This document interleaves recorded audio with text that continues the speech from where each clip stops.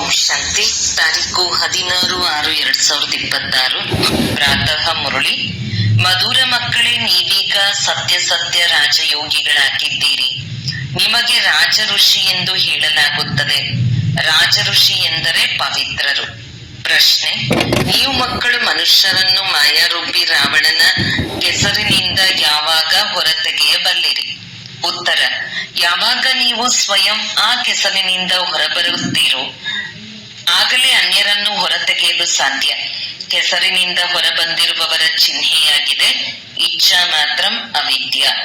ಒಬ್ಬ ತಂದೆಯ ವಿನಃ ಮತ್ಯಾರು ನೆನಪಿಗೆ ಬರಬಾರದು. ಒಳ್ಳೆಯ ಬಟ್ಟೆಗಳನ್ನು ಧರಿಸುವ, ಒಳ್ಳೆಯ ಪದಾರ್ಥಗಳನ್ನು ಸೇವಿಸುವ ಈ ಲಾಲಸೆಯೂ ಇರಬಾರದು. ನೀವು ಪೂರ್ಣ ವನವಾಸದಲ್ಲಿದ್ದೀರಿ. ಈ ಶರೀರವನ್ನು ಸಹ ಮರೆಯಬೇಕು. ನನ್ನದೇನೂ ಇಲ್ಲ, ನಾನು ಆತ್ಮ ಆಗಿದ್ದೇನೆ. ಇಂತಹ ಆತ್ಮಾಭಿಮಾನಿ ಮಕ್ಕಳೇ ರಾವಣನ ಕೆಸರಿನಿಂದ ಮನುಷ್ಯರನ್ನು ಹೊರತೆಗೆಯಬಲ್ಲರು. ಗೀತೆ: ನೀವು ಪ್ರೀತಿಯ ಸಾಗರ ಆಗಿದ್ದೀರಿ. ಓಂ ಶಾಂತಿ. ಕೆಲವೊಮ್ಮೆ ಯಾವುದಾದರೂ ಗೀತೆಯನ್ನು ಹಾಕಿದಾಗ ಮಕ್ಕಳಿಂದ ಗೀತೆಯ ಅರ್ಥವನ್ನು ಕೇಳುತ್ತಿದ್ದೆವು. ಈಗ ತಿಳಿಸಿ, ನೀವು ಯಾವಾಗಿನಿಂದ ಮಾರ್ಗವನ್ನು ಮರೆತಿದ್ದೀರಿ? ಕೆಲವರು ದ್ವಾಪರದಿಂದ ಎಂದು ಹೇಳಿದರು, ಇನ್ನು ಕೆಲವರು ಸತ್ಯಯುಗದಿಂದ ಎಂದು ಹೇಳಿದರು. ಯಾರು ದ್ವಾಪರದಿಂದ ಮರೆತಿದ್ದೇವೆ ಎಂದು ಹೇಳಿದರೋ ಅವರದು ತಪ್ಪಾಗಿದೆ. ಸತ್ಯಯುಗದಿಂದ ಮಾರ್ಗವನ್ನು ಮರೆತಿದ್ದೀರಿ. ಮಾರ್ಗವನ್ನು ತಿಳಿಸುವವರು ಈಗ ನಿಮಗೆ ಸಿಕ್ಕಿದ್ದಾರೆ. ಸತ್ಯಯುಗದಲ್ಲಿ ಮಾರ್ಗ ತಿಳಿಸುವವರನ್ನು ಅರಿತುಕೊಂಡಿರುವುದೇ ಇಲ್ಲ. ಅಲ್ಲಿ ಯಾರು ಸಹ ತಂದೆಯನ್ನು ತಿಳಿದುಕೊಂಡಿರುವುದಿಲ್ಲ, ಅಂದರೆ ಮರೆತು ಹೋಗಿರುತ್ತಾರೆ. ಮರೆಯುವುದು ಸಹ ಡ್ರಾಮಾದಲ್ಲಿ ನಿಗದಿಯಾಗಿದೆ. ಪುನಃ ಈಗ ಮಾರ್ಗವನ್ನು ತಿಳಿಸಲು ಬಂದಿದ್ದಾರೆ. ಪ್ರಭು ಮಾರ್ಗವನ್ನು ತಿಳಿಸಿ, ನಾವು ಸತ್ಯಯುಗದಿಂದ ಹಿಡಿದು ತಂದೆಯನ್ನು ಮರೆತಿದ್ದೇವೆ ಎಂದು ಹೇಳುತ್ತಾರೆ. ಬುದ್ಧಿಯನ್ನು ಓಡಿಸುವುದಕ್ಕಾಗಿ ತಂದೆಯು ಪ್ರಶ್ನೆಯನ್ನು ಕೇಳುತ್ತಾರೆ. ಈ ಜ್ಞಾನವು ಭಿನ್ನ ಆಗಿದೆ ಅಲ್ಲವೇ? ಜ್ಞಾನ ಸಾಗರನು ತಂದೆಯೇ ಆಗಿದ್ದಾರೆ. ತಂದೆಯು ಸಮ್ಮುಖದಲ್ಲಿ ತಿಳಿಸುತ್ತಾರೆ, ಜ್ಞಾನ ಸಾಗರ, ಸುಖ ಸಾಗರ ನಾನೇ ಆಗಿದ್ದೇನೆ. ಖಂಡಿತವಾಗಿಯೂ ಪತೀತ ಪಾವನನು ಒಬ್ಬರೇ ತಂದೆಯಾಗಿದ್ದಾರೆ ಎಂಬುದನ್ನು ನೀವು ತಿಳಿದುಕೊಂಡಿದ್ದೀರಿ. ಇದನ್ನು ಭಕ್ತಿ ಮಾರ್ಗದವರು ಒಪ್ಪುತ್ತಾರೆ. ಪಾವನ ಪ್ರಪಂಚ ಶಾಂತಿಧಾಮ ಮತ್ತು ಸುಖಧಾಮವಾಗಿದೆ. ಈಗ ಸುಖಧಾಮ ಮತ್ತು ದುಃಖಧಾಮವು ಅರ್ಧ ಅರ್ಧ ಭಾಗವಾಗಿದೆ. ಇದನ್ನು ಮಕ್ಕಳು ಚೆನ್ನಾಗಿ ತಿಳಿದುಕೊಂಡಿದ್ದೀರಿ. ತಂದೆಯು ಪ್ರೀತಿಯ ಸಾಗರನಾಗಿದ್ದಾರೆ. ಆದ್ದರಿಂದಲೇ ಎಲ್ಲರೂ ಅವರನ್ನು ತಂದೆ ಎಂದು ಹೇಳಿ ಕೂಗುತ್ತಾರೆ. ಆದರೆ ಅವರು ಯಾರು, ಹೇಗೆ ಬರುತ್ತಾರೆ ಎಂಬುದನ್ನು ಮರೆತು ಹೋಗುತ್ತಾರೆ. ಇದು 5000 ವರ್ಷಗಳ ಮಾತಾಗಿದೆ. ಖಂಡಿತವಾಗಿಯೂ ಈ ದೇವಿ ದೇವತೆಗಳ ರಾಜ್ಯವಿತ್ತು. ಸತ್ಯಯುಗದಲ್ಲಿ ಸದ್ಗತಿ ಇರುತ್ತದೆ, ಮತ್ತೆ ಹೇಗೆ ದುರ್ಗತಿಯಾಗುತ್ತದೆ ಎಂಬುದನ್ನು ಯಾರು ತಿಳಿಸುವರು? ತಂದೆಯೇ ಬಂದು ತಿಳಿಸುತ್ತಾರೆ. ದ್ವಾಪರದಿಂದ ನಿಮ್ಮದು ದುರ್ಗತಿಯಾಗಿದೆ, ಆದ್ದರಿಂದಲೇ ಕರೆಯುತ್ತಾರೆ. ನೀವು ತಿಳಿದುಕೊಂಡಿದ್ದೀರಿ. ಇದೇನು ಹೊಸ ಮಾತಲ್ಲ. ತಂದೆಯು ಕಲ್ಪ ಕಲ್ಪ ಬರುತ್ತಾರೆ. ಈಗ ನಿರಾಕಾರ ತಂದೆಯು ಆತ್ಮರಿಗೆ ತಿಳಿಸುತ್ತಾರೆ. ಯಾರೂ ಸಹ ತಮ್ಮ ಆತ್ಮನನ್ನು ತಿಳಿದುಕೊಂಡಿಲ್ಲ. ನಾನು ಆತ್ಮನಲ್ಲಿ ಇಡೀ ಪಾತ್ರವು ಅಡಕವಾಗಿದೆ ಎಂಬ ಮಾತನ್ನು ಎಂದೂ ಯಾರೂ ಹೇಳುವುದಿಲ್ಲ. ನಾನು ಅನೇಕ ಬಾರಿ ಈ ಪಾತ್ರಧಾರಿಯಾಗಿದ್ದೇನೆ, ಪಾತ್ರವನ್ನು ಅಭಿನಯಿಸಿದ್ದೇನೆ ಎಂಬುದನ್ನು ಕೂಡ ಹೇಳುವುದಿಲ್ಲ. ಏಕೆಂದರೆ ಅವರು ನಾಟಕವನ್ನು ತಿಳಿದುಕೊಂಡಿಲ್ಲ. ಬಲೆ ಲಕ್ಷಾಂತರ ವರ್ಷಗಳೆಂದು ಹೇಳಬಹುದು, ಆದರೂ ಅದು ಸಹ ನಾಟಕವೇ ಅಲ್ಲವೇ? ನಾಟಕವು ಪುನರಾವರ್ತನೆಯಾಗುತ್ತದೆ. ಇದನ್ನಂತೂ ಹೇಳುತ್ತಾರಲ್ಲವೇ? ಈ ಜ್ಞಾನವನ್ನು ತಂದೆಯೇ ಸಮ್ಮುಖದಲ್ಲಿ ಮಕ್ಕಳಿಗೆ ಕೊಡುತ್ತಾರೆ. ಬಾಯಿಂದ ಮಾತನಾಡುತ್ತಾರೆ. ನೀವು ತಿಳಿದುಕೊಂಡಿದ್ದೀರಿ. ಶಿವ ತಂದೆಯು ನಮ್ಮನ್ನು ಬ್ರಹ್ಮರವರ ಮೂಲಕ ತಮ್ಮವರನ್ನಾಗಿ ಮಾಡಿಕೊಂಡು ಬ್ರಾಹ್ಮಣರನ್ನಾಗಿ ಮಾಡಿದ್ದಾರೆ. ಶಿವ ತಂದೆಗೆ ಇವರು ಬ್ರಹ್ಮ ಮಗನೂ ಆಗಿದ್ದಾರೆ, ಪತ್ನಿಯೂ ಆಗಿದ್ದಾರೆ. ನೋಡಿ, ಇಷ್ಟೊಂದು ಮಂದಿ ಮಕ್ಕಳ ಸಂಭಾಲನೆ ಮಾಡಬೇಕಾಗುತ್ತದೆ. ಒಂಟಿಯಾಗಿರುವ ಕಾರಣ ಮಕ್ಕಳನ್ನು ಸಂಭಾಲನೆ ಮಾಡಲು ಸರಸ್ವತಿಯನ್ನು ಸಹಯೋಗಿಯನ್ನಾಗಿ ಮಾಡಿಕೊಂಡಿದ್ದಾರೆ. ಈ ಮಾತುಗಳು ಶಾಸ್ತ್ರಗಳಲ್ಲಿಲ್ಲ, ಇದು ವಾಸ್ತವಿಕವಾಗಿದೆ. ತಂದೆಯೇ ರಾಜಯೋಗವನ್ನು ಕಲಿಸುತ್ತಾರೆ. ಯಾರಿಗೆ ರಾಜಯೋಗವನ್ನು ಕಲಿಸಿದರೋ ಅವರು ರಾಜರಾದರು. 84 ಜನ್ಮಗಳಲ್ಲಿ ಬಂದರು. ಬೈಬಲ್, ಕುರಾನ್, ವೇದ ಶಾಸ್ತ್ರ ಇತ್ಯಾದಿಗಳನ್ನು ಬಹಳಷ್ಟು ಓದುತ್ತಾರೆ, ಆದರೆ ಏನನ್ನೂ ತಿಳಿದುಕೊಳ್ಳುವುದಿಲ್ಲ. ನೀವೀಗ ತತ್ವಯೋಗಿಗಳಲ್ಲ, ನಿಮ್ಮದು ತಂದೆಯೊಂದಿಗೆ ಯೋಗವಿದೆ, ಅರ್ಥಾತ್ ತಂದೆಯ ನೆನಪಿದೆ. ನೀವೀಗ ರಾಜಯೋಗಿ, ರಾಜ ಋಷಿಗಳಾಗಿದ್ದೀರಿ, ಅರ್ಥಾತ್ ಯೋಗಿ ರಾಜರಾಗಿದ್ದೀರಿ. ಪವಿತ್ರರಿಗೆ ಯೋಗಿಗಳೆಂದು ಹೇಳಲಾಗುತ್ತದೆ. ಸ್ವರ್ಗದ ರಾಜ್ಯಭಾಗ್ಯವನ್ನು ಪಡೆಯಲು ನೀವು ಯೋಗಿಗಳಾಗಿದ್ದೀರಿ. ತಂದೆಯು ಮೊಟ್ಟ ಮೊದಲು ತಿಳಿಸುತ್ತಾರೆ, ಮಕ್ಕಳೇ ಪವಿತ್ರರಾಗಿರಿ. ಯೋಗಿ ಹೆಸರೇ ಅವರದಾಗಿದೆ. ನೀವೆಲ್ಲರೂ ರಾಜಯೋಗಿಗಳಾಗಿದ್ದೀರಿ. ಇದು ನೀವು ಬ್ರಹ್ಮ ಮುಖವಂಶಾವಳಿ ಬ್ರಾಹ್ಮಣರ ಮಾತಾಗಿದೆ. ನಿಮಗೆ ರಾಜಯೋಗವನ್ನು ಕಲಿಸುತ್ತಿದ್ದಾರೆ ಅಂದ ಮೇಲೆ ನೀವು ವಿದ್ಯಾರ್ಥಿಗಳಾಗಿದ್ದೀರಲ್ಲವೇ? ವಿದ್ಯಾರ್ಥಿಗಳು ತಮ್ಮ ಶಿಕ್ಷಕನನ್ನು ಎಂದಾದರೂ ಮರೆತು ಹೋಗುವರೇ? ನಿಮಗೆ ತಿಳಿದಿದೆ, ಶಿವತಂದೆಯು ನಮಗೆ ಓದಿಸುತ್ತಿದ್ದಾರೆ. ಆದರೂ ಸಹ ಮಾಯೆಯು ಮರೆಸಿಬಿಡುತ್ತದೆ. ನೀವು ತಮ್ಮ ಓದಿಸುವಂತಹ ಶಿಕ್ಷಕರನ್ನೇ ಮರೆತು ಹೋಗುತ್ತೀರಿ.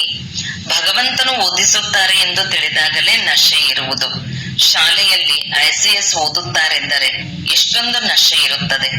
ನೀವು ಮಕ್ಕಳಂತೂ 21 ಜನ್ಮಗಳಿಗಾಗಿ ರಾಜಯೋಗದ ವಿದ್ಯೆಯನ್ನು ಓದುತ್ತಿದ್ದೀರಿ.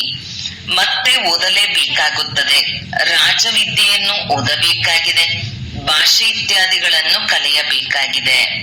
ನೀವು ಮಕ್ಕಳು ತಿಳಿದುಕೊಂಡಿದ್ದೀರಿ, ಸತ್ಯುಗದಿಂದ ನಾವು ಈ ಮಾರ್ಗವನ್ನು ಮರೆಯುವುದನ್ನು ಆರಂಭಿಸುತ್ತೇವೆ. ನಂತರ ಒಂದೊಂದು ಜನ್ಮದಲ್ಲಿ ಕೆಳಗಿಳಿಯುತ್ತೇವೆ. ಈಗ ನಿಮಗೆ ಎಲ್ಲವೂ ನೆನಪಿದೆ, ನಾವು ಹೇಗೆ ಏರುತ್ತೇವೆ, ಹೇಗೆ ಕೆಳಗಿಳಿಯುತ್ತೇವೆ ಎಂದು. ಈ ಏಣಿ ಚಿತ್ರವನ್ನು ಚೆನ್ನಾಗಿ ನೆನಪಿಟ್ಟುಕೊಳ್ಳಿ. 84 ಜನ್ಮಗಳು ಮುಕ್ತಾಯವಾಯಿತು, ನಾವೀಗ ಹೋಗಬೇಕು.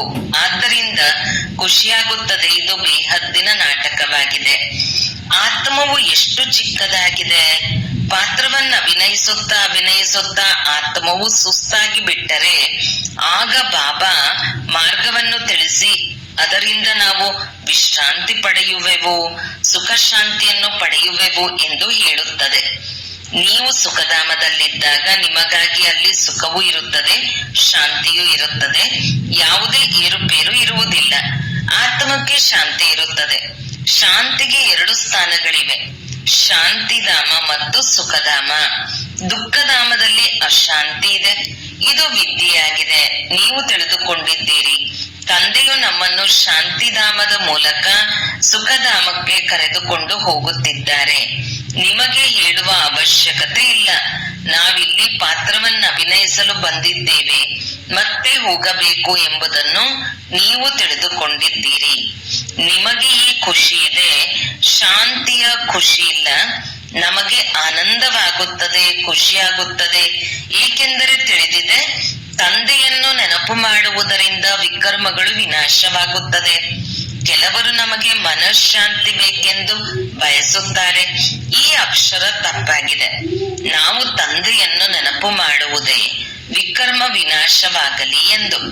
ಮನಸ್ಸಂತೂ ಇಲ್ಲಿ ಶಾಂತವಾಗಿರಲು ಸಾಧ್ಯವಿಲ್ಲ, ಕರ್ಮ ಮಾಡದೇ ಇರಲು ಸಾಧ್ಯವಿಲ್ಲ. ಆದರೆ ಅನುಭೂತಿಯಾಗುತ್ತದೆ, ನಾವು ತಂದೆಯಿಂದ ಸುಖ, ಶಾಂತಿ, ಪವಿತ್ರತೆಯ ಆಸ್ತಿಯನ್ನು ಪಡೆದುಕೊಳ್ಳುತ್ತಿದ್ದೇವೆ. ಅಂದ ಮೇಲೆ ಖುಷಿ ಇರಬೇಕು. ಇದಂತೂ ದುಃಖಧಾಮವಾಗಿದೆ, ಇದರಲ್ಲಿ ಸುಖವಿಲ್ಲ. ಮನುಷ್ಯರು ಶಾಂತಿಧಾಮ, ಸುಖಧಾಮವನ್ನು ಮರೆತು ಹೋಗಿದ್ದಾರೆ. ಆದ್ದರಿಂದ ಯಾರಿಗೆ ಬಹಳಷ್ಟು ಹಣ ಇದೆಯೋ ಅವರು ನಾವು ಇಲ್ಲಿಯೇ ಸುಖದಲ್ಲಿದ್ದೇವೆಂದು ತಿಳಿದುಕೊಳ್ಳುತ್ತಾರೆ. ಸನ್ಯಾಸಿಗಳು ಮನೆ ಮಠವನ್ನು ಬಿಟ್ಟು ಕಾಡಿಗೆ ಹೋಗುತ್ತಾರೆ. ಯಾವುದೇ ಹೊಡೆದಾಟ ಇರುವುದಿಲ್ಲ. ಆದ್ದರಿಂದ ಶಾಂತವಾಗಿ ಬಿಡುತ್ತಾರೆ. ಆದರೆ ಅದು ಅಲ್ಪ ಕಾಲಕ್ಕಾಗಿ. ಆತ್ಮದ ಸ್ವಧರ್ಮ ಶಾಂತಿಯಾಗಿದೆ. ನೀವು ಆ ಶಾಂತಿಯಲ್ಲಿರುತ್ತೀರಿ. ಇಲ್ಲಂತೂ ಪ್ರವೃತ್ತಿಯಲ್ಲಿ ಬರಬೇಕು, ಪಾತ್ರವನ್ನು ಅಭಿನಯಿಸಲೇಬೇಕು. ಇಲ್ಲಿ ಬರುವುದೇ ಕರ್ಮ ಮಾಡುವುದಕ್ಕಾಗಿ. ಆತ್ಮವು ಅವಶ್ಯಕವಾಗಿ ಕರ್ಮದಲ್ಲಿ ಬರಲೇಬೇಕು. ನೀವು ಮಕ್ಕಳು ತಿಳಿದುಕೊಂಡಿದ್ದೀರಿ. ಈ ತಿಳುವಳಿಕೆಯನ್ನು ಬೇಹದ್ದಿನ ತಂದೆಯು ಕೊಡುತ್ತಿದ್ದಾರೆ. ನಿರಾಕಾರ ಭಗವಾನ್ ವಾಚ, ನೀವೀಗ ತಿಳಿದುಕೊಂಡಿದ್ದೀರಿ, ನಾವು ಆತ್ಮ ಆಗಿದ್ದೇವೆ. ನಮ್ಮ ತಂದೆಯು ಪರಂ ಆತ್ಮನಾಗಿದ್ದಾರೆ. ಪರಮಾತ್ಮ ಎಂದರೆ ಪರಮಾತ್ಮ. ಅವರನ್ನು ಈ ಆತ್ಮವು ಕರೆಯುತ್ತದೆ. ಆ ತಂದೆಯೇ ಸರ್ವರ ಸದ್ಗತಿದಾತ ಆಗಿದ್ದಾರೆ. ಈಗ ತಂದೆಯು ತಿಳಿಸುತ್ತಾರೆ, ಮಕ್ಕಳೇ ಆತ್ಮ ಅಭಿಮಾನಿಯಾಗಿರಿ. ಇದೇ ಪರಿಶ್ರಮವಿದೆ. ಅರ್ಧಕಲ್ಪದಿಂದ ಯಾವ ತುಕ್ಕು ಹಿಡಿದಿದೆಯೋ ಅದು ಈಗ ನೆನಪಿನಿಂದಲೇ ಬಿಟ್ಟು ಹೋಗುವುದು. ನೀವು ಸತ್ಯ ಚಿನ್ನ ಆಗಬೇಕು. ಹೇಗೆ ಸತ್ಯ ಚಿನ್ನದಲ್ಲಿ ಮಿಶ್ರ ಮಾಡಿ ಆಭರಣಗಳನ್ನು ತಯಾರಿಸುತ್ತಾರೆ, ನೀವು ಮೂಲತಃ ಸತ್ಯ ಚಿನ್ನವಾಗಿದ್ದೀರಿ. ನೀವು ಮೂಲತಃ ಸತ್ಯ ಚಿನ್ನವಾಗಿದ್ದೀರಿ. ನಂತರ ನಿಮ್ಮಲ್ಲಿ ತುಕ್ಕು ಹಿಡಿಯಿತು. ಈಗ ನಿಮ್ಮ ಬುದ್ಧಿಯಲ್ಲಿದೆ, ನಾವು ಪಾತ್ರವನ್ನು ಅಭಿನಯಿಸುತ್ತಿದ್ದೇವೆ. ನಾವೀಗ ತಂದೆಯ ಮನೆಗೆ ಹೋಗುತ್ತೇವೆ. ಹೇಗೆ ವಿದೇಶದಿಂದ ತನ್ನ ಮನೆಗೆ ಹಿಂದಿರುಗುವಾಗ ಖುಷಿಯಾಗುತ್ತದೆ, ನಿಮಗೂ ಖುಷಿ ಇದೆ. ನಿಮಗೆ ತಿಳಿದಿದೆ, ತಂದೆಯು ನಮಗಾಗಿ ಸ್ವರ್ಗವನ್ನು ತಂದಿದ್ದಾರೆ. ಬೇಹದ್ದಿನ ರಾಜ್ಯಭಾಗ್ಯ ಅರ್ಥಾತ್ ಸದ್ಗತಿ ಬೇಹದ್ದಿನ ತಂದೆಯ ಉಡುಗೊರೆಯಾಗಿದೆ. ಸನ್ಯಾಸಿಗಳು ಮುಕ್ತಿಯ ಉಡುಗೊರೆಯನ್ನು ಇಷ್ಟಪಡುತ್ತಾರೆ. ಯಾರಾದರೂ ಶರೀರ ಬಿಟ್ಟರೂ ಸಹ ಸ್ವರ್ಗವಾಸಿಯಾದರೆಂದು ಹೇಳುತ್ತಾರೆ. ಜ್ಯೋತಿಯು ಜ್ಯೋತಿಯಲ್ಲೇ ಸಮಾವೇಶವಾಯಿತು, ಅದರಲ್ಲಿ ಎಲ್ಲರೂ ಸಮಾವೇಶವಾಗಿ ಬಿಡುವರು ಎಂದು ಸನ್ಯಾಸಿಗಳು ಹೇಳುತ್ತಾರೆ. ಅದಂತೂ ಇರುವ ಸ್ಥಾನವಾಗಿದೆ, ಎಲ್ಲಿ ನಾವು ಆತ್ಮರು ಇರುತ್ತೇವೆ. ಬಾಕಿ ಎಲ್ಲರೂ ಸೇರಿ ಹೋಗಲು ಯಾವುದೇ ಜ್ಯೋತಿ ಅಥವಾ ಬೆಂಕಿ ಇಲ್ಲ. ಬ್ರಹ್ಮ ಮಹಾತತ್ವವಾಗಿದೆ, ಅದರಲ್ಲಿ ಆತ್ಮರು ಇರುತ್ತಾರೆ. ತಂದೆಯೂ ಅಲ್ಲಿರುತ್ತಾರೆ, ಅವರು ಸಹ ಬಿಂದುವಾಗಿದ್ದಾರೆ. ಯಾರಿಗಾದರೂ ಬಿಂದುವಿನ ಸಾಕ್ಷಾತ್ಕಾರವಾದರೆ ಅವರಿಗೆ ಅರ್ಥವಾಗುವುದಿಲ್ಲ. ಬಾಬಾ ನೆನಪು ಮಾಡುವುದರಲ್ಲಿ ಕಷ್ಟವಾಗುತ್ತದೆ. ಬಿಂದು ರೂಪವನ್ನು ಹೇಗೆ ನೆನಪು ಮಾಡುವುದು? ಅರ್ಧಕಲ್ಪ ದೊಡ್ಡ ಲಿಂಗ ರೂಪವನ್ನು ನೆನಪು ಮಾಡಿದೆವು ಎಂದು ಅನೇಕ ಮಕ್ಕಳು ಹೇಳುತ್ತಾರೆ. ಅದನ್ನು ತಂದೆಯು ತಿಳಿಸುತ್ತಾರೆ. ಬಿಂದುವಿಗೆ ಪೂಜೆಯಂತೂ ಮಾಡಲು ಸಾಧ್ಯವಿಲ್ಲ. ಇವರ ಮಂದಿರವನ್ನು ಹೇಗೆ ಕಟ್ಟಿಸುತ್ತೀರಿ? ಬಿಂದುವಂತೂ ಕಣ್ಣಿಗೂ ಕಾಣಿಸುವುದಿಲ್ಲ. ಆದ್ದರಿಂದ ಶಿವಲಿಂಗವನ್ನು ದೊಡ್ಡದಾಗಿ ಮಾಡಿಸುತ್ತಾರೆ. ಬಾಕಿ ಸಾಲಿಗ್ರಾಮಗಳನ್ನು ಬಹಳ ಚಿಕ್ಕ ಚಿಕ್ಕ ಗಾತ್ರದಲ್ಲಿ ಮಾಡಿಸುತ್ತಾರೆ. ಅಂಡಾಕಾರವಾಗಿ ಮಾಡುತ್ತಾರೆ. ಪರಮಾತ್ಮನು ಬಿಂದು ರೂಪನೆಂದು ಮೊದಲೇ ಏಕೆ ತಿಳಿಸಲಿಲ್ಲ ಎಂದು ಕೆಲವರು ಕೇಳುತ್ತಾರೆ. ತಂದೆಯು ತಿಳಿಸುತ್ತಾರೆ, ಆ ಸಮಯದಲ್ಲಿ ಇದನ್ನು ತಿಳಿಸುವ ಪಾತ್ರವೇ ಇರಲಿಲ್ಲ. ಅರೆ, ನೀವು ICS ವಿದ್ಯೆಯನ್ನು ಆರಂಭದಿಂದಲೇ ಏಕೆ ಓದುವುದಿಲ್ಲ? ವಿದ್ಯಾಭ್ಯಾಸಕ್ಕಾಗಿ ನಿಯಮ ಇದೆ ಅಲ್ಲವೇ? ಯಾರಾದರೂ ಇಂತಹ ಮಾತನ್ನು ಕೇಳಿದರೆ ನೀವು ಹೇಳಿರಿ, ಒಳ್ಳೆಯದು, ನಾವು ತಂದೆಯೊಂದಿಗೆ ಕೇಳುತ್ತೇವೆ ಅಥವಾ ನಮ್ಮ ಹಿರಿಯ ಸಹೋದರಿಯರಿಂದ ಕೇಳಿ ತಿಳಿಸುತ್ತೇವೆ. ತಂದೆಗೆ ತಿಳಿಸುವುದಿದ್ದರೆ ತಿಳಿಸಿ, ಇಲ್ಲದಿದ್ದರೆ ಮುಂದೆ ಹೋದಂತೆ ತಿಳಿದುಕೊಳ್ಳುತ್ತೀರಿ ಎಂದು ಹೇಳಿ. ಒಂದೇ ಸಲ ತಿಳಿಸಿ ಬಿಡುವುದಿಲ್ಲ. ಇವೆಲ್ಲವೂ ಹೊಸ ಮಾತುಗಳಾಗಿವೆ. ನಿಮ್ಮ ವೇದಾಶಾಸ್ತ್ರಗಳಲ್ಲಿರುವುದನ್ನು ತಂದೆಯು ಸಾರ ರೂಪದಲ್ಲಿ ತಿಳಿಸಿದ್ದಾರೆ. ಈ ಭಕ್ತಿ ಮಾರ್ಗವೂ ಸಹ ನಿಗದಿಯಾಗಿದೆ. ನೀವು ಪುನಃ ಓದಲೇಬೇಕಾಗುವುದು. ಈ ಭಕ್ತಿಯ ಪಾತ್ರವನ್ನು ಅಭಿನಯಿಸಲೇಬೇಕಾಗುವುದು. ಮತ್ತೆ ದ್ವಾಪರದಿಂದ ಪತೀತರಾಗುವ ಪಾತ್ರವನ್ನು ಅಭಿನಯಿಸಬೇಕು. ಈಗ ಪುನಃ ಪಾವನರಾಗಬೇಕು. ಭಕ್ತಿಯ ಕೆಸರಿನಲ್ಲಿ ಸಿಕ್ಕಿ ಹಾಕಿಕೊಂಡಿದ್ದೇವೆ ಎಂದು ಭಕ್ತರು ಹೇಳುತ್ತಾರೆ. ಭಕ್ತಿಯು ಬಾಹ್ಯವಾಗಿ ಬಹಳ ಸುಂದರವಾಗಿ ಕಾಣುತ್ತದೆ. ಹೇಗೆ ಬಿಸಿಲುಗುದರೆಯಂತೆ ಉದಾಹರಣೆಯನ್ನು ಕೊಡುತ್ತಾರೆ. ಭಕ್ತಿಯು ಸಹ ಬಹಳ ಆಕರ್ಷಕವಾಗಿದೆ. ತಂದೆಯು ತಿಳಿಸುತ್ತಾರೆ, ಇದು ಬಿಸಿಲುಗುದರೆ ಸಮಾನವಾಗಿ ಮೃಗತೃಷ್ಣ ಸಮಾನ. ಇದರಲ್ಲಿ ಎಲ್ಲರೂ ಸಿಕ್ಕಿ ಹಾಕಿಕೊಳ್ಳುತ್ತಾರೆ. ಮತ್ತೆ ಅದರಿಂದ ಹೊರಬರುವುದು ಕಷ್ಟವಾಗಿ ಬಿಡುತ್ತದೆ. ಅನ್ಯರನ್ನು ಹೊರತೆಗೆಯಲು ಹೋಗಿ ತಾವೇ ಸಿಲುಕುತ್ತಾರೆ. ಹೀಗೆ ಅನೇಕರು ಸಿಕ್ಕಿ ಹಾಕಿಕೊಂಡರು. ಆಶ್ಚರ್ಯವೆನಿಸುವಂತೆ ಕೇಳುತ್ತಾ ನಡೆಯುತ್ತಾ ಅನ್ಯರನ್ನು ಹೊರತೆಗೆಯುತ್ತಾ ಮತ್ತೆ ತಾವೇ ಹೋಗಿ ಸಿಲುಕುತ್ತಾರೆ. ಎಷ್ಟು ಒಳ್ಳೊಳ್ಳೆಯ ಮಕ್ಕಳಿದ್ದರೂ ಮತ್ತೆ ಅವರನ್ನು ಅಲ್ಲಿಂದ ಹೊರತೆಗೆಯುವುದು ಕಷ್ಟವಾಗಿ ಬಿಡುತ್ತದೆ.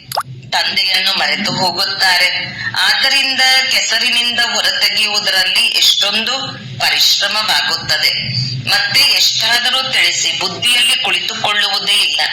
ನೀವೀಗ ತಿಳಿದುಕೊಳ್ಳಬಹುದು, ನಾವು ಮಾಯಾರೂಪಿ ರಾವಣನ ಕೆಸರಿನಿಂದ ಎಷ್ಟು ಹೊರ ಬಂದಿದ್ದೇವೆ ಎಂದು. ಎಷ್ಟೆಷ್ಟು ಹೊರಬರುತ್ತೀರೋ ಅಷ್ಟು ಖುಷಿ ಇರುತ್ತದೆ. ಯಾರು ಸ್ವಯಂ ಹೊರ ಬಂದಿರುವರೋ ಅವರ ಬಳಿ ಇನ್ನೊಬ್ಬರನ್ನು ಹೊರತೆಗೆಯುವ ಶಕ್ತಿ ಇರುತ್ತದೆ. ಬಾಣ ಹೊಡೆಯುವವರು ಕೆಲವರು ತೀಕ್ಷ್ಣವಾಗಿರುತ್ತಾರೆ, ಕೆಲವರು ನಿರ್ಬಲರಾಗಿರುತ್ತಾರೆ. ಏಕಲವ್ಯ ಮತ್ತು ಅರ್ಜುನನ ಉದಾಹರಣೆ ಇದೆ ಅಲ್ಲವೇ? ಅರ್ಜುನನು ದ್ರೋಣಾಚಾರ್ಯರ ಜೊತೆ ಇರುತ್ತಿದ್ದನು. ವಾಸ್ತವದಲ್ಲಿ ಅರ್ಜುನನೆಂದು ಒಬ್ಬರಿಗಷ್ಟೇ ಹೇಳುವುದಿಲ್ಲ. ಯಾರು ತಂದೆಯವರಾಗಿ ತಂದೆಯ ಜೊತೆ ಇರುತ್ತಾರೆಯೋ ಅವರಿಗೆ ಅರ್ಜುನ ಎಂದು ಹೇಳಲಾಗುತ್ತದೆ. ಜೊತೆಯಲ್ಲಿರುವವರು ಮತ್ತು ಹೊರಗಡೆ ಇರುವವರ ಸ್ಪರ್ಧೆ ಮಾಡಿಸಲಾಗುತ್ತದೆ. ಏಕಲವ್ಯ ಅರ್ಥಾತ್ ಹೊರಗಡೆ ಇರುವವರು ತೀಕ್ಷ್ಣವಾಗಿ ಮುಂದೆ ಹೋದರು. ಕೇವಲ ಒಬ್ಬರ ಉದಾಹರಣೆಯನ್ನು ಕೊಡಲಾಗುತ್ತದೆ. ಹೀಗೆ ಅನೇಕರ ಉದಾಹರಣೆ ಇದೆ. ಬಾಣವು ಸಹ ಈ ಜ್ಞಾನದ್ದಾಗಿದೆ. ಪ್ರತಿಯೊಬ್ಬರು ತಮ್ಮನ್ನು ತಿಳಿದುಕೊಳ್ಳಬಹುದು. ನಾವು ತಂದೆಯನ್ನು ಎಷ್ಟು ನೆನಪು ಮಾಡುತ್ತೇವೆ, ಮತ್ಯಾರ ನೆನಪು ಬರುವುದಿಲ್ಲ. ಒಳ್ಳೆಯ ವಸ್ತುವನ್ನು ಧರಿಸುವ ಅಥವಾ ತಿನ್ನುವ ಲಾಲಸೆಯಂತೂ ಇಲ್ಲವೇ? ಒಂದು ವೇಳೆ ಇಲ್ಲಿಯೇ ಒಳ್ಳೆಯದನ್ನು ಧರಿಸಿಬಿಟ್ಟರೆ ಸತ್ಯಯುಗದಲ್ಲಿ ಕಡಿಮೆಯಾಗುವುದು. ನಾವಿಲ್ಲಿ ವನವಾಸದಲ್ಲಿರಬೇಕಾಗಿದೆ. ತಂದೆಯು ತಿಳಿಸುತ್ತಾರೆ, ನೀವು ತಮ್ಮ ಈ ಶರೀರವನ್ನು ಮರೆತು ಹೋಗಿ. ಇದು ಹಳೆಯ ತಮೋ ಪ್ರಧಾನ ಶರೀರವಾಗಿದೆ. ನೀವು ಸ್ವರ್ಗದ ಮಾಲೀಕರಾಗುತ್ತೀರಿ. ಇಚ್ಛಾ ಮಾತ್ರ ಅವಿದ್ಯ. ನೀವಿಲ್ಲಿ ಆಭರಣ ಇತ್ಯಾದಿಗಳನ್ನು ಧರಿಸಬೇಡಿ ಎಂದು ತಂದೆಯು ಹೇಳುತ್ತಾರೆ. ಹೀಗೇಕೆ ಹೇಳುತ್ತಾರೆ? ಇದಕ್ಕೂ ಅನೇಕ ಕಾರಣಗಳಿವೆ. ಯಾರ ಆಭರಣಗಳಾದರೂ ಕಳುವಾಗಿ ಬಿಟ್ಟರೆ ಅಲ್ಲಿ ಬ್ರಹ್ಮಕುಮಾರ ಕುಮಾರಿಯರಿಗೆ ಕೊಟ್ಟು ಬಂದಿದ್ದಾರೆ ಎಂದು ಹೇಳುತ್ತಾರೆ. ಇನ್ನು ಕೆಲವೊಮ್ಮೆ ಮಾರ್ಗ ಮಧ್ಯದಲ್ಲಿ ಕಳ್ಳಕಾಕರು ಕಸಿದುಕೊಳ್ಳುತ್ತಾರೆ. ಇತ್ತೀಚೆಗೆ ಕಳ್ಳರು ಬಹಳ ಮಂದಿ ಇದ್ದಾರೆ. ಸ್ತ್ರೀಯರು ಕಳ್ಳತನ ಮಾಡುತ್ತಾರೆ. ಪ್ರಪಂಚದ ಸ್ಥಿತಿ ನೋಡಿ ಏನಾಗಿದೆ. ನೀವು ತಿಳಿದುಕೊಳ್ಳುತ್ತೀರಿ, ಪ್ರಪಂಚವು ಸಂಪೂರ್ಣ ವೇಶ್ಯಾಲಯವಾಗಿದೆ. ನಾವಿಲ್ಲಿ ಶಿವ ತಂದೆಯ ಜೊತೆ ಶಿವಾಲಯದಲ್ಲಿ ಕುಳಿತಿದ್ದೇವೆ. ಅವರು ಸತ್ಯ ಚೈತನ್ಯನಾಗಿದ್ದಾರೆ, ಆನಂದ ಸ್ವರೂಪನಾಗಿದ್ದಾರೆ. ಆತ್ಮಕ್ಕೆ ಮಹಿಮೆ ಇದೆ. ನಾನು ರಾಷ್ಟ್ರಪತಿಯಾಗಿದ್ದೇನೆ, ನಾನು ಇದಾಗಿದ್ದೇನೆ ಎಂದು ಆತ್ಮವೇ ಹೇಳುತ್ತದೆ. ಮತ್ತು ನೀವಾತ್ಮರು ಹೇಳುತ್ತೀರಿ, ನಾವು ಬ್ರಾಹ್ಮಣರಾಗಿದ್ದೇವೆ, ತಂದೆಯಿಂದ ಆಸ್ತಿಯನ್ನು ಪಡೆದುಕೊಳ್ಳುತ್ತಿದ್ದೇವೆ. ಆತ್ಮ ಅಭಿಮಾನಿಯಾಗಿ ಇರಬೇಕು. ಇದರಲ್ಲಿಯೇ ಪರಿಶ್ರಮವಿದೆ. ಇದು ನನ್ನದಾಗಿದೆ, ಇದು ನನ್ನದಾಗಿದೆ ಎಂಬುದು ನೆನಪಿರುತ್ತದೆ. ನಾವಾತ್ಮರು ಸಹೋದರರಾಗಿದ್ದೇವೆ ಎಂಬುದನ್ನು ಮರೆತು ಹೋಗುತ್ತಾರೆ. ಆದ್ದರಿಂದ ಇಲ್ಲಿ ನನ್ನದು ನನ್ನದು ಎಂಬುದನ್ನು ಬಿಡಬೇಕಾಗುತ್ತದೆ. ನಾನು ಆತ್ಮ ಆಗಿದ್ದೇನೆ. ಇವರು ಬ್ರಹ್ಮನ ಆತ್ಮವೂ ಸಹ ತಿಳಿದುಕೊಳ್ಳುತ್ತದೆ. ತಂದೆಯು ತಿಳಿಸುತ್ತಿದ್ದಾರೆ, ನಾನು ಸಹ ಕೇಳುತ್ತಾ ಇರುತ್ತೇನೆ. ಮೊದಲು ನಾನು ಕೇಳುತ್ತೇನೆ, ಬಲೆ ನಾನು ಸಹ ತಿಳಿಸಬಲ್ಲೆನು, ಆದರೆ ಮಕ್ಕಳ ಕಲ್ಯಾಣಾರ್ಥವಾಗಿ ತಿಳಿಸುತ್ತೇನೆ. ನೀವು ಸದಾ ತಿಳಿದುಕೊಳ್ಳಿ, ನಮಗೆ ಶಿವ ತಂದೆಯೇ ತಿಳಿಸುತ್ತಾರೆ. ವಿಚಾರ ಸಾಗರ ಮಂಥನ ಮಾಡುವುದು ಮಕ್ಕಳ ಕೆಲಸವಾಗಿದೆ. ಹೇಗೆ ನೀವು ಪುರುಷಾರ್ಥ ಮಾಡುತ್ತೀರೋ ಹಾಗೆಯೇ ನಾನು ಮಾಡುತ್ತೇನೆ. ಇಲ್ಲದಿದ್ದರೆ ಮೊದಲ ನಂಬರಿನಲ್ಲಿ ಹೇಗೆ ಬರುವೆನು? ಆದರೆ ತನ್ನನ್ನು ಗುಪ್ತವಾಗಿಟ್ಟುಕೊಳ್ಳುತ್ತಾರೆ. ಒಳ್ಳೆಯದು. ಮಧುರಾತಿ ಮಧುರ ಅಗಲಿ ಹೋಗಿ ಮರಳಿ ಸಿಕ್ಕಿರುವ ಮಕ್ಕಳ ಪ್ರತಿ ಮಾತಪಿತಾ ಬಾಬ್ದಾದರವರ ನೆನಪು, ಪ್ರೀತಿ ಹಾಗೂ ಸುಪ್ರಭಾತ. ಆತ್ಮೀಯ ಮಕ್ಕಳಿಗೆ ಆತ್ಮೀಯ ತಂದೆಯ ನಮಸ್ತೆ. ಧಾರಣೆಗಾಗಿ ಮುಖ್ಯ ಸಾರ 1. ನನ್ನದು ನನ್ನದು ಎಂಬುದೆಲ್ಲವನ್ನು ಬಿಟ್ಟು ತನ್ನನ್ನು ಆತ್ಮನೆಂದು ತಿಳಿಯಬೇಕು. ಆತ್ಮ ಅಭಿಮಾನಿಯಾಗುವ ಪರಿಶ್ರಮ ಪಡಬೇಕು. ಇಲ್ಲಿ ಸಂಪೂರ್ಣ ವನವಾಸದಲ್ಲಿರಬೇಕು. ಯಾವುದೇ ಧರಿಸುವ ತಿನ್ನುವ ಇಚ್ಛೆಯಿಂದ ಇಚ್ಛಾ ಮಾತ್ರ ಅವಿದ್ಯ ಆಗಬೇಕಾಗಿದೆ. 2. ಪಾತ್ರವನ್ನು ಅಭಿನಯಿಸುತ್ತಾ ಕರ್ಮ ಮಾಡುತ್ತಾ ತಮ್ಮ ಶಾಂತಿ ಸ್ವಧರ್ಮದಲ್ಲಿ ಸ್ಥಿತರಾಗಿರಬೇಕು. ಶಾಂತಿಧಾಮ ಮತ್ತು ಸುಖಧಾಮವನ್ನು ನೆನಪು ಮಾಡಬೇಕು. ಈ ದುಃಖಧಾಮವನ್ನು ಮರೆಯಬೇಕು. ವರದಾನ: ಆತ್ಮಿಕ ಸುಗಂಧ ಹಾಗೂ ದಯಾಗುಣದ ಮೂಲಕ ವಿಶ್ವ ನವನಿರ್ಮಾಣ ಮಾಡುವಂತಹ ವಿಶ್ವ ಕಲ್ಯಾಣಕಾರಿ ಭವ. ವಿಶ್ವ ಕಲ್ಯಾಣಕಾರಿ ಆಗುವುದಕ್ಕಾಗಿ ಮುಖ್ಯವಾಗಿ 2 ಧಾರಣೆಗಳ ಅವಶ್ಯಕತೆ ಇದೆ. 1 ಈಶ್ವರಿಯ ಆತ್ಮಿಕ ಸುಗಂಧ ಹಾಗೂ ಇನ್ನೊಂದು ದಯೆ. ಒಂದು ವೇಳೆ ಇವೆರಡು ಒಟ್ಟೊಟ್ಟಿಗೆ ಹಾಗೂ ಸಮಾನವಾಗಿ ಇದ್ದರೆ ಆತ್ಮೀಯತೆಯ ಸ್ಥಿತಿಯಾಗಿ ಬಿಡುತ್ತದೆ. ಹಾಗಾದರೆ ಯಾವಾಗ ಯಾವುದೇ ಕರ್ತವ್ಯವನ್ನು ಮಾಡುತ್ತೀರಿ ಅಥವಾ ಮುಖದಿಂದ ಪ್ರೀತಿಯಿಂದ ಶಬ್ದಗಳ ವರ್ಣನೆ ಮಾಡುತ್ತೀರೆಂದರೆ ಪರಿಶೀಲನೆ ಮಾಡಿರಿ. ದಯೆ ಹಾಗೂ ಆತ್ಮಿಕ ಸುಗಂಧ ಎರಡೂ ಸಮಾನ ರೂಪದಲ್ಲಿದೆಯೇ? ಶಕ್ತಿಗಳ ಚಿತ್ರಗಳಲ್ಲಿ ಇವೆರಡೂ ಗುಣಗಳ ಸಮಾನತೆಯನ್ನು ತೋರಿಸುತ್ತಾರೆ. ಇದರ ಆಧಾರದ ಮೇಲೆ ವಿಶ್ವ ನವನಿರ್ಮಾಣದ ನಿಮಿತ್ತರಾಗಬಹುದು. ಸ್ಲೋಗನ್: ತಂದೆಯ ಪ್ರೀತಿಯಲ್ಲಿ ವ್ಯರ್ಥ ಸಂಕಲ್ಪಗಳನ್ನು ಅರ್ಪಣೆ ಮಾಡಿ ಬಿಡುವುದೇ ಸತ್ಯವಾದ ಅರ್ಪಣೆಯಾಗಿದೆ. ಅವ್ಯಕ್ತ ಸೂಚನೆ: ಸದಾ ಹರ್ಷಿತವಾಗಿರಲು ತಮ್ಮ ಸ್ವಭಾವವನ್ನು ಸರಳ ಮಾಡಿಕೊಳ್ಳಿರಿ. ಸಹನಶೀಲರು ಆಗಿರಿ. ಯಾರು ಎಷ್ಟು ಸ್ವಯಂ ಸರಳವಾಗಿದ್ದರೆ ಅಷ್ಟೇ ನೆನಪು ಸರಳವಾಗಿರುವುದು. ಎಷ್ಟು ಯಾವ ಮಾತಿನಲ್ಲಿ ಸ್ಪಷ್ಟ ಅರ್ಥಾತ್ ಸ್ವಚ್ಛವಾಗಿರುವುದು ಅಷ್ಟು ಸರಳವಾಗಿರುವುದು. ಹೇಗೆ ಸ್ವಯಂ ಇರುತ್ತಾರೆ ಅವರ ರಚನೆಯಲ್ಲಿಯೂ ಅದೇ ಸಂಸ್ಕಾರವಿರುವುದು. ಪ್ರತಿ ಗುಣದ ಪ್ರಾಕ್ಟಿಕಲ್ ಸ್ವರೂಪ ಉದಾಹರಣೆಯಾಗಿರಿ. ಓಂ ಶಾಂತಿ.